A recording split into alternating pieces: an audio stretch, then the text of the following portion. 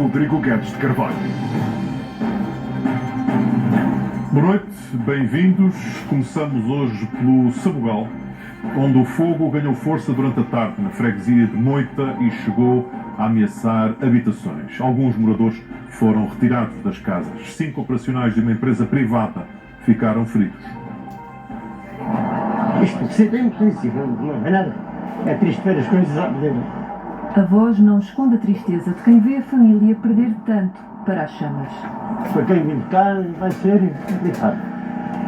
Eu não vivo cá, mas de qualquer das maneiras, se a pessoa da minha família pensas que já está resolvido e de um momento para o outro é o que se vê. Hoje à hora da almoço estava quase tudo resolvido e é o que temos. Desde sexta-feira que a população do Sabugal passa os dias e as noites de olhos postos no fogo, que tão depressa acalma como ganha força. Na tarde desta terça-feira, viveram-se momentos de aflição na freguesia de Moita. Olha ali embaixo, aqui à roda parede. Não, um banheiro é para chamar para os barracões. Ali acaba o carro que ele mora ali, deixa estar. E tantas vezes parece que nada mais há a fazer do que deixar o mato arder. Os esforços de bombeiros e moradores vão para a proteção das casas e dos animais, como este rebanho que foi preciso levar para um lugar mais seguro. Neste momento já temos muitos meios, mas até agora temos sentido muito desprotegidos por parte das autoridades. Não é admissível que só agora é que tenham acionado os meios, depois de arderem já quase 20 mil hectares. Se não fosse a população a organizar-se com tratores, com autotanques, com aquilo que tem à mão, isto tinha sido uma catástrofe de nível nacional. Há localidades que arderam completamente, o perímetro ardeu todo, só ficou a localidade que não tiveram um bombeiro, que não havia. Não havia. Quem estava no local era a GNR. Na pequena aldeia de Terreiro das Bruxas, a GNR retirou alguns moradores das casas, que estavam mais perto do fogo por precaução. Vai no carro ou se for estacionar lá mais abaixo, está bem? Pois está bem, muito obrigado. Vou estacionar para lá do café, não é? Sim, é melhor. Os militares desdobram-se em apelos.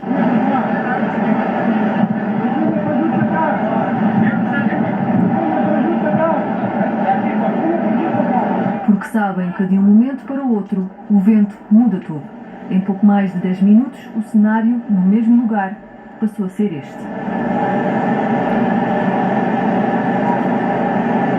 5 operacionais de uma empresa de proteção florestal ficaram feridos quando o carro em que seguiam foi apanhado pelas chamas. Um sofreu ferimentos graves e teve de ser transportado de helicóptero para o Hospital de São João, no Porto. O incêndio chegou aos concelhos da Guarda e de Almeida e esta terça-feira também a Penamacor, onde várias pessoas tiveram de ser retiradas de habitações isoladas por precaução. O incêndio que começou em Arganil entrou no concelho do Fundão, tem ameaçado aldeias que se encontram quase sempre isoladas e com pouca ou nenhuma ajuda de bombeiros.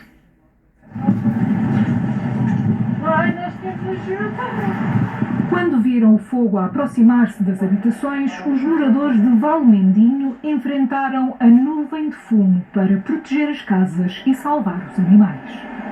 Eu moro aqui nesta casa. Há aqui alguns animais que estão em perigo. Estão as galinhas, coelhos. E os donos destas casas que estão aqui à frente? Andem lá atrás. Eu não sei como é que eles estão, porque da maneira que está, e eles andem lá atrás.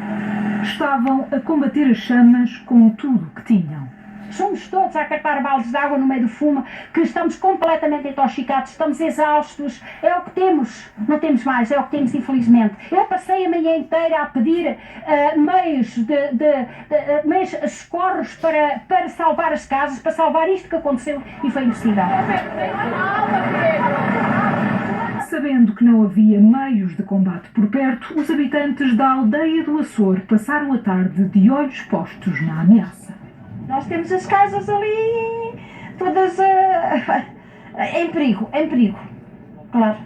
Não sei o que é que vamos fazer, não sei o que é que vamos fazer. Não podemos fugir para aquele lado, porque andou fogo na partida, deve estar tudo fechado. Aqui fecharam as estradas todas, estamos aqui, como vê. Cercados do fogo, estamos aqui desde esse lado até lá àquele ponto que já só se veem as chamas. O que é que vamos sair daqui? Vamos esperar para ver. A espera foi curta.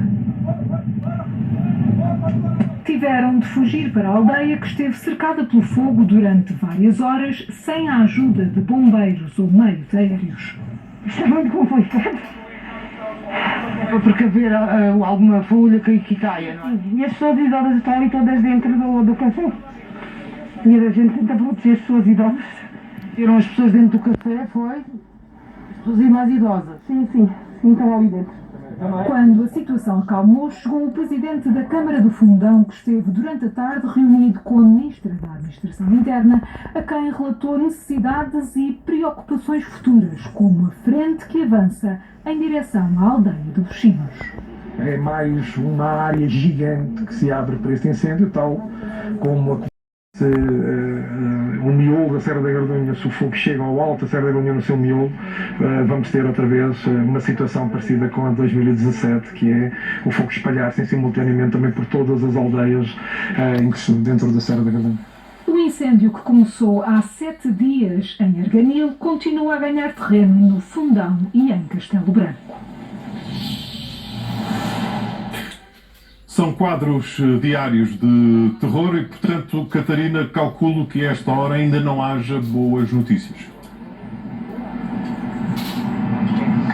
Ainda não é desta. De facto, os populares continuam aqui a fazer frente a este incêndio, desta vez já com a ajuda dos bombeiros. Foi uma tarde de cansaço e de muito combate a estas chamas que têm serpenteado as casas de uma forma extraordinária. Estas chamas a avançar com muita intensidade e, mais do que isso, com uma velocidade bastante rápida. Nós já passámos por isto várias vezes ao longo da tarde.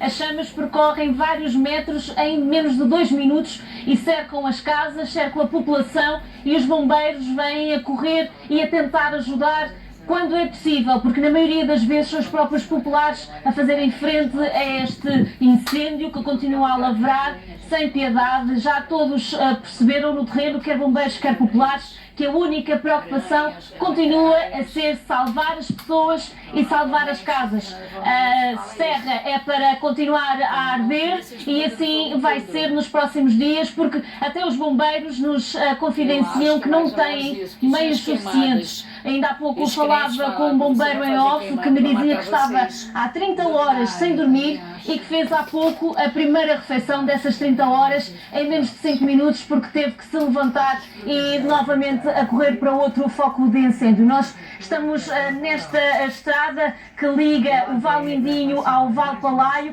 e a preocupação é que este incêndio galgue a estrada para o lado de cá. Vemos aqui um pouco mais à frente, nas imagens do Romeu Carvalho, à nossa direita, uma casa que está agora na linha do fogo, ainda antes deste passar esta estrada para o outro lado, onde está uma povoação chamada Courela, que naturalmente continua preocupadíssima com este desenvolvimento. Ainda há pouco constatávamos esse vento, isto mesmo, aliás, tem sido o vento o maior fator de preocupação, isto porque esta altura estão pouco mais de 23 graus, a umidade já se faz sentir, mas apesar destes dois fatores positivos, o vento continua a ser aquele que tem travado constantemente o combate a estas chamas. Chamas que vão deflagrando, vão consumindo já vários armazéns, propriedades de pessoas que fazem exploração agrícola, e também aqui mais uma vez a ver são os populares com ramos, com baldes de água que fazem este combate até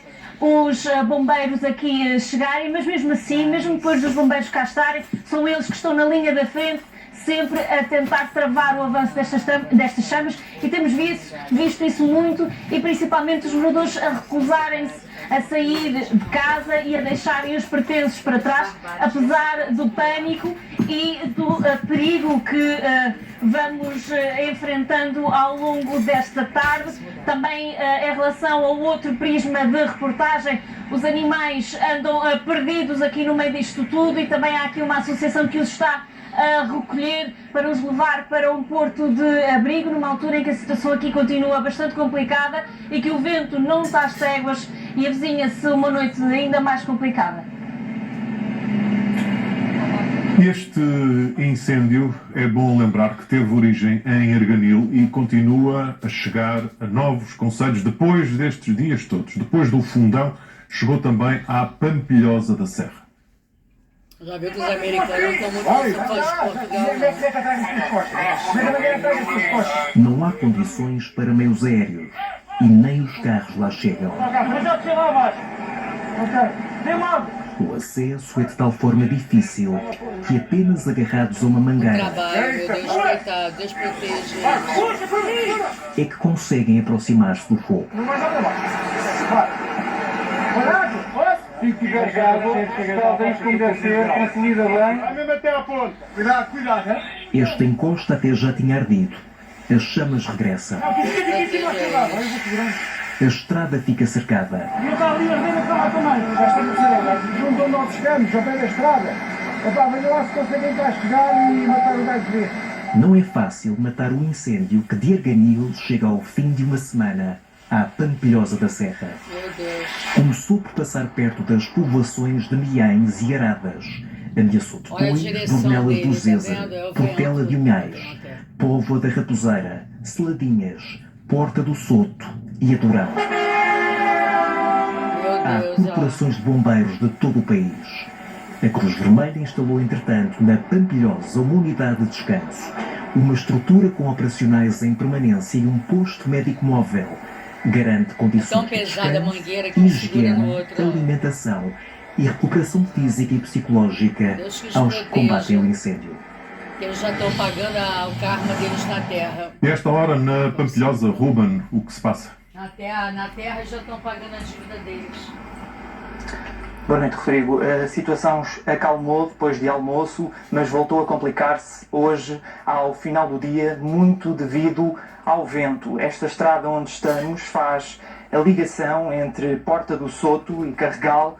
Não esteve cortada durante a tarde, mas com o passar das horas a situação complicou-se. Os pontos quentes, também devido ao vento, transformaram-se em pontos mais complicados para os bombeiros, que não têm meios aéreos desde as 3 da tarde, que não vemos descargas, até porque a situação estava muito mais calma aqui na região.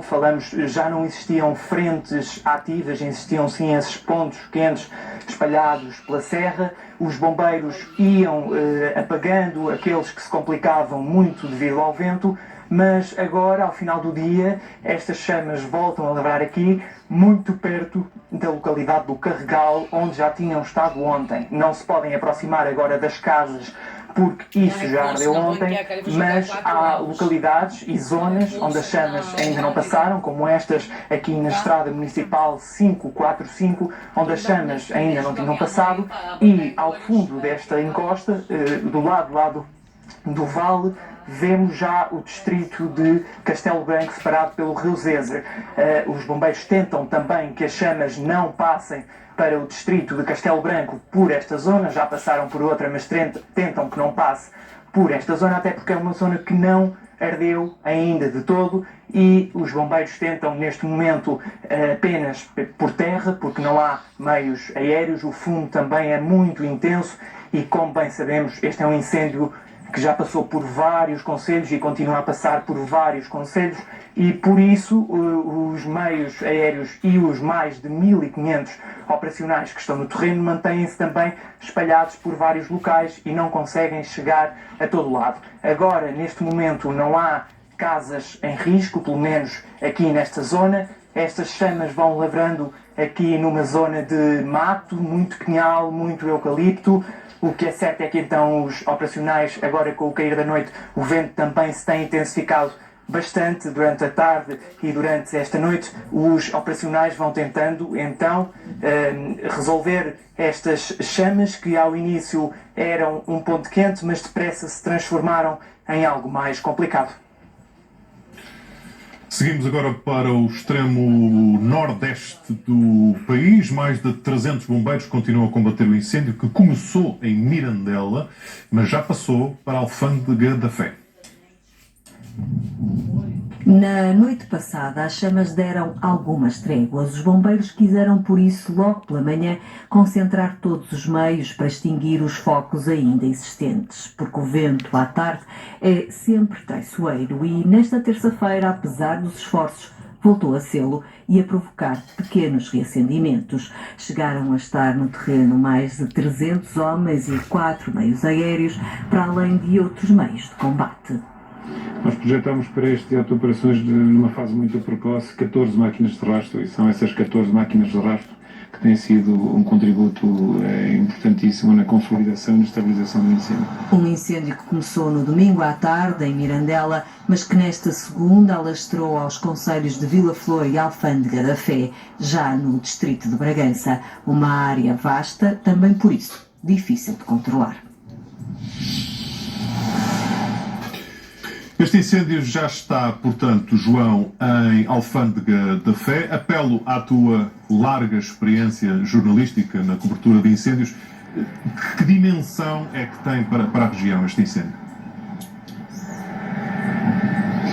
É uma vasta dimensão de centenas de hectares, ainda não está quantificado, mas cruzou 4 concelhos. Começou em Mirandela, depois propagou-se até Vila Flor, tocou também na Sede de Cavaleiros e finalmente aqui em Alfândega da Fé, onde nos encontramos. A situação agravou-se hoje ao final da tarde. O vento provocou 2 reacendimentos. Um deles é este que estamos a ver, em Alfândega da Fé, que fugiu ao controlo dos bombeiros, e há um outro no concelho de Vila Flor, que também fugiu ao controlo dos bombeiros por causa do vento e que obrigou a que a população da aldeia de Valfrechoso fosse confinada na igreja da localidade. São estas 2 frentes, digamos assim, que preocupam os bombeiros, e também o facto do vento ainda permanecer pelo menos até às 10 da noite. A partir daí poderá haver uma janela, mais uma oportunidade para os bombeiros, porque já ontem o tiveram e conseguiram praticamente dominar grande parte do perímetro deste incêndio, mas de facto descontrolou-se depois, tal como aconteceu ontem à tarde, com a intensidade do vento e com o calor, e resultou nisto. Agora é mesmo a noite que poderá ajudar com a descida da temperatura e diminuição do vento, e também depois é muita vigilância, exatamente porque é uma vasta zona e muito dispersa que ficou queimada. Esperemos que haja boas notícias para Trás-os-Montes com o cair da noite. Continuamos em Trás-os-Montes, depois de Monte Alegre.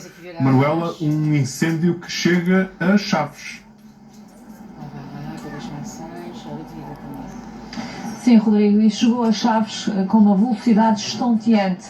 Isto porque dizem-nos que estão rajadas de vento a 40 km por hora, e acho que é perceptível na imagem, e tem sido muito difícil acompanhar este incêndio que, segundo a indicação que está na Proteção Civil, começou em Vilar de Perdizes e Monte Alegre, mas a verdade é que este fogo que entrou em Vilar de Perdizes veio de Espanha e depois voltou para trás e voltou a entrar agora pela raia aqui de Chaves, em Cambedo, e fez uma volta muito rápida por várias aldeias e pôs em perigo estas aldeias aqui junto à fronteira, mas entretanto nós estamos em Outeiro Seco, que é já às portas da cidade de Chaves. Para terem noção, este fogo há 3 anos fez o percurso inverso e demorou 1 semana para percorrer os sítios por onde já andamos hoje. Tem sido uma progressão muito rápida e o Sr. José está aqui muito aflito porque agora não se vê chama, mas ainda há pouco tínhamos ali uma chama alta, agora estão aqui os bombeiros. Está mais descansado? Sim, um bocadinho, porque de facto já se vê um bocado de fumo branco, mas isto pode mudar a qualquer momento, porque o vento está inconstante, umas vezes é de norte para sul, outras vezes é do oeste para este, e a coisa está complicada. Até porque isto arde todos os anos aqui. Sim, ano passado tivemos aqui no mesmo sítio, nesta zona, um incêndio que queimou isto tudo, e este ano estamos na mesma. Este de facto veio do lado lá ali do concelho do Imbra, e eram 3 horas quando eu vi que estava no Cambedo, e agora está aqui. Não. Tem aqui uma mata mesmo ao lado de casa. Pois, e árvores mesmo em casa, a gente gosta de ter árvores, gosta de ver o verde, até porque é essencial para a produção de oxigênio, mas com um tempo deste, em que as condições meteorológicas são adversas, não é? Não há umidade nenhuma no ar, nem nada, o vento é o que a gente vê, são rajadas de vento enormes, é muito difícil aos bombeiros controlarem e dominarem incêndios, até porque nesta zona aqui, como ardeu ano passado, não existe muitas árvores para queimar, pinheiros, mas a erva está muito alta porque choveu até ao final do mês de maio e está difícil. Obrigada, Sr. José. E como se vê, isto de facto está complicado, sobretudo pela secura destes campos. Não tem chovido, está tudo muito seco e rapidamente se propaga o fogo. O que agora está mais calmo? Também penso que terá sido perceptível aqui a sirene dos bombeiros, estão aqui a chegar mais reforços para ver se consegue estancar este incêndio que ainda tem outras frentes, outros focos, nomeadamente no Parque Empresarial, onde também há pouco estava muito próximo de alguns armazéns, e da Escola Superior de Enfermagem, também aqui em Outeiro Seco. E agora, lembra-se de outros anos neste Jornal da Noite, inúmeras reportagens sobre problemas no Ciresp. Foi há tanto tempo que agora deve estar resolvido, certo? Não, ainda não. O Governo prolongou mais 4 meses o prazo para a conclusão do estudo técnico para a substituição urgente do Sistema de Comunicações de Emergência do Estado. Deveria ter sido concluído até o final do mês passado, mas o Governo diz que houve dificuldades na transição governativa. A 28 de abril, logo no mesmo dia do apagão, o Governo reconheceu que o Ciresp falhou. O colapso da rede elétrica em grande parte do território expôs a fragilidade do sistema de comunicações de emergência. E com o país às escuras durante 11 horas, o Governo anunciou a constituição de uma equipa multidisciplinar de trabalho. O objetivo era apresentar um plano para a substituição urgente do Ciresp, que tantos milhões de euros custou e que havia sido reforçado após os incêndios de Pedrógão Grande, em 2017. O Executivo avisou que não queria que as várias falhas que ocorreram naquele dia de fim de abril se repetissem. O trabalho deveria ter sido apresentado até ao final de julho. Agora, o Governo avança com uma nova data, 30 de novembro, segundo um despacho publicado esta terça-feira em Diário da República. Uma derrapagem justificada pelos ministros Maria Lúcia Amaral e Miguel Pinto Luz, com a alegada complexidade dos trabalhos em curso. As vicissitudes associadas à transição governativa condicionaram significativamente a formação da equipa, em particular a designação do respectivo coordenador, que ocorreu a 24 de julho. Acresce que a atual rede Ciresp, em fim de vida, continua sem liderança há mais de um ano, desde a saída de Viegas Nunes, em março de 2024. O Governo tarda em nomear um novo presidente para a empresa pública e com grande parte da floresta a norte e centro do país em chamas, têm sido denunciados alguns problemas de comunicação no teatro de operações. A Proteção Civil desvaloriza. Tivemos alguns momentos em que tivemos as comunicações com algumas dificuldades, prontamente avaliado, prontamente resolvido e, portanto, não temos reporte de grandes problemas na rede Ciresp. Refuta, por isso, as críticas de alguns autarcas, como o de Oliveira do Hospital, na semana passada, na antena da SIC. Algo está a falhar, mas chegamos a este ponto. É passar o fogo para a outra vertente e ficar descontrolado. Nós estamos toda a tarde a avisar sobre e está a acontecer. Assegura que não há falhas graves de coordenação no terreno nem populações abandonadas à sua sorte. Existem situações em que os bombeiros não estão visíveis na zona do aglomerado urbano, uma vez que estão na zona do interface, a zona de maior risco, a fazer a proteção e a tentar desviar esse incêndio das habitações. Admite, no entanto, que as ocorrências são tantas que, por vezes, os bombeiros chegam tarde aos incêndios. 20 dias depois da notícia, avançada pela SIC, que dava conta de 6 lugares de liderança vazios na estrutura de comando regional e subregional, a SIC voltou a pedir esclarecimentos à Proteção Civil e, mais uma vez, ficou sem resposta.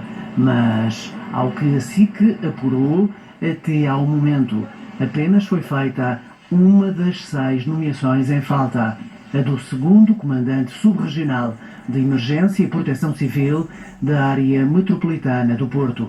Ou seja, em plena vaga de incêndios, por exemplo, o comandante regional do Norte continua sozinho, sem número 2. Algumas nomeações estão em falta há 8 meses.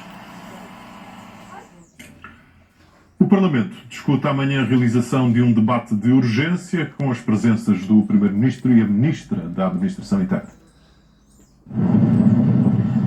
Enquanto o país ardia, Luís Montenegro sorria e acenava na festa do Pontal, no Algarve. Agora tenho que cumprimentar as pessoas. Daqui a bocadinho já falamos, está bem? Motivos para a festa no Alto Avião Luísa de Reis tarde. No dia seguinte, a morte de um ex-autarca em Vila Franca de Dião obrigava Luís Montenegro a cancelar as férias e a aparecer numa reunião da Proteção Civil. Sr. Primeiro-Ministro, o Primeiro-Ministro recusa falar aos jornalistas. Com moradores e autarcas do centro e norte do país a queixarem-se de descoordenação e falta de meios, o governo foi ignorando. Pergunta a pergunta. E uma vez mais, em nome de todos, muito obrigado. Gostava de perguntar, se fosse possível, que palavras têm para os autarcas que dizem que estão a combater os povos sozinhos. E também se eu Mais uma vez, não era possível ter respostas. Só passou a ser, no dia seguinte, com o Primeiro-Ministro a reaparecer na Proteção Civil para estar ao lado da Ministra da Administração Interna. Estamos todos muito esgotados.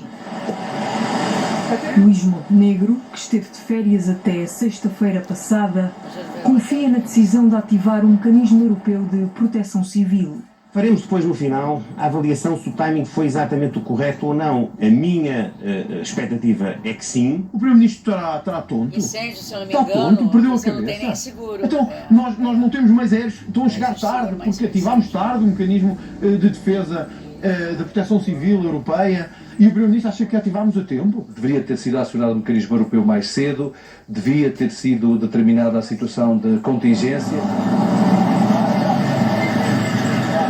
O Parlamento discute esta quarta-feira a realização de um debate de urgência com o Primeiro-Ministro e a Ministra da Administração Interna. Não é no Algarve a passar o povo, uma vergonha. Há imagens que o país continua sem esquecer. Vamos olhar para Portugal.